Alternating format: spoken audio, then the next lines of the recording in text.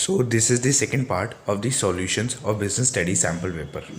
So let's start with this question. So एक case study question है, तो पहले पढ़ लेते हैं कि क्वेश्चन क्या मांग रहा है. Identify the importance of business environment described here. So हमें इम्पोर्टेंस ऑफ बिजनेस एनवायरनमेंट को आइडेंटिफाई करना है, तो अब केस स्टडी पढ़ते हैं. Mister Vivek is working as the general manager of ocean hotels limited. Mr. Vivek observed that government was taking a special interest in the tourism industry. Mister Vivek ने देखा कि गवर्नमेंट क्या कर रही है, स्पेशल इंटरेस्ट ले रही है टूरिज्म इंडस्ट्री में, as this sector is an important source of foreign exchange and employment promotion. On the basis of this news, the company decided to set up hotels at a several tourist places. Ocean Hotels Limited established 50 hotels before other companies considered this issue. Very soon, this brand Ocean Limited became well known in the market.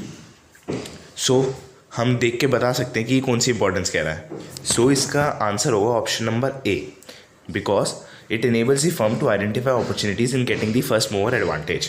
तो इधर क्या हुआ, mister Vivek ने देखा कि government क्या कर रही है, स्पेशल इंटरेस्ट ले रही है टूरिज्म सेक्टर में. तो मिस्टर विवेक ने वो देखा और उसने सबसे पहले क्या करा, होटल्स लगाना शुरू कर दिया. तो ये क्या कर रहा है, एक तरीके से फर्स्ट मूवर एडवांटेज ले रहा है. सो अपना आंसर रहेगा ऑप्शन नंबर ए. सो अगला क्वेश्चन काफ़ी सिंपल डायरेक्ट क्वेश्चन है, सीधा एनसीईआरटी की लाइन से उठाया गया है. Name the function of management that acts as a means for translating plans into action. So इसका आंसर है option number C, organizing. Organizing ही वो वाला फंक्शन होता है that acts as a mean for translating plans into action. NCERT की book में direct line है. सो अपना अगला क्वेश्चन स्टेटमेंट बेस्ड क्वेश्चन है, तो स्टेटमेंट 1 पढ़ते हैं पहले. Electronic holdings can be converted into physical certificates with the process of dematerialisation. So ये स्टेटमेंट हो गई फॉल्स. क्यों? क्योंकि डीमटेरियलाइजेशन मतलब होता है physical certificates can be converted into electronic holdings. यहाँ पे उल्टा लिखा हुआ है, यहाँ पे लिखा है electronic holdings can be converted. तो ये स्टेटमेंट क्या हो गई, फॉल्स. स्टेटमेंट 2 पे आते हैं. स्टेटमेंट 2 है there is no danger of theft, loss और forgery of share certificates in dematerialisation. This is true. क्यों? क्योंकि डीमटेरियलाइजेशन की एडवांटेज होती है that there is no danger, theft का डेंजर नहीं होता, लॉस का डेंजर नहीं होता, और फॉर्जरी ऑफ शेयर सर्टिफिकेट्स का.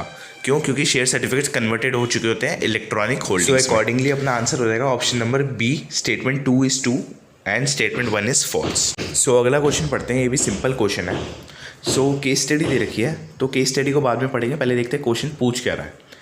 क्वेश्चन कह रहा है identify dimensions of business environment. तो हमें डायमेंशन को आइडेंटिफाई करना है, तो अब केस स्टडी पढ़ते हैं. Pace is a reputed chartered accountant firm which renders service to big MNCs. The chartered accountants of the firm are required to travel to Delhi and NCR, for which they uses companies' cars. The firm decided to convert its petrol cars to electric cars. Petrol car को किस में convert कर रहे हैं, electric cars में, यानी technology की बात हो रही है यहाँ पे कहीं. In order to improve the quality of life of people. So quality of life of people social environment का पार्ट होता है. सो अकॉर्डिंगली अपना आंसर हो जाएगा option number D, social and technological environment. तो अगला क्वेश्चन पढ़ते हैं. So match the following question है. सो ऑप्शन नंबर ए है it is undertaken by some identified persons slash company who makes efforts and bears the cost of it. तो ये advertising की बात कर रहा है. एडवर्टाइजिंग में तुम एफर्ट्स करते हो और उसकी कॉस्ट भी तुम्हें बियर करनी पड़ती है. ठीक है, तो पहले का हो गया ऑप्शन नंबर 3, एडवर्टाइजिंग. अगला है B, it plays an important role at the awareness stage and develops the product preferences with the aim of making sale. यहाँ पे पर्सनल सेलिंग की बात कर रहा है ये. ठीक है, एम क्या है, मेकिंग सेल करने का और अवेयरनेस फैलाने का. अवेयरनेस तुम पर्सनल सेलिंग में फैलाते हो. ठीक है, ऑप्शन नंबर सी है it helps in managing public opinion and companies relation with the public on a regular basis. तो ये तो सिंपल हो गया, पब्लिक रिलेशंस की बात कर रहा है, तो सी का 4th हो गया. डी है it uses tools specifically designed to promote to customers, middle man and sales persons. तो यहाँ पे सेल्स प्रमोशन की बात हो रही है, क्योंकि ये सारे टूल्स हम उसमें किस में यूज़ करते हैं, सेल्स प्रमोशन में. सो अपना आंसर हो जाएगा accordingly option number A. So next question है from the following which is not a relevant feature of management as a science. So option number A है principles are based on the basis of experimentation. So ये तो अपना relevant feature होता है. सारे जो भी साइंटिफिक प्रिंसिपल्स होते हैं एक्सपेरिमेंटेशन के बेसिस पे ही डेवलप होते हैं. सेकेंड है सिस्टमेटाइज्ड बॉडी ऑफ नॉलेज. ये भी ट्रू है, साइंटिफिक प्रिंसिपल्स एक सिस्टमेटाइज्ड बॉडी ऑफ नॉलेज के ऊपर बेस्ड है. थर्ड है based on practice and creativity. तो ये फॉल्स है, ये अपना रेलिवेंट फीचर नहीं है. ये हमारा मैनेजमेंट एज एन आर्ट का फीचर है। सो ऑप्शन नंबर सी अपना आंसर हो जाएगा। सो अगला क्वेश्चन पढ़ते हैं, सिंपल क्वेश्चन है। The aim of demonetization was not to pay focus करना, यानी डिमोनेटाइजेशन का एम कौन सा नहीं था। पहला है कर्ब करप्शन, हाँ कर्ब करप्शन अपना एम था डिमोनेटाइजेशन का, ठीक है। ऑप्शन नंबर बी है reduce the prices of real estate. So ये अपना एम नहीं था डिमोनेटाइजेशन का।